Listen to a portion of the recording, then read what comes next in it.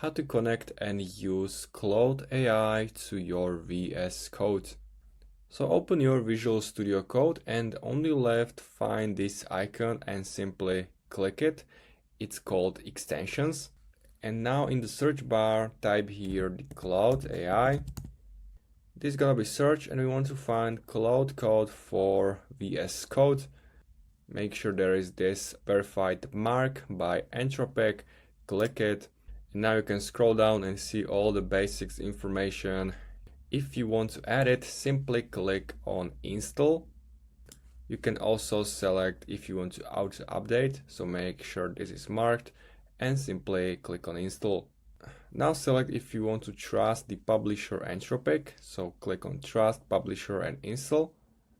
And in this area you can see that the Claude code is installing to your VS Code, so wait until it's done. And now it should be installed and you can use Claude AI in your VS Code. It was successfully implemented to Visual Studio Code. Here you can select your AI coding partner. You can open Claude Code. And it's basically all you need to do in order to connect Claude AI to your Visual Studio Code. If you have any questions, leave a comment and see you next time.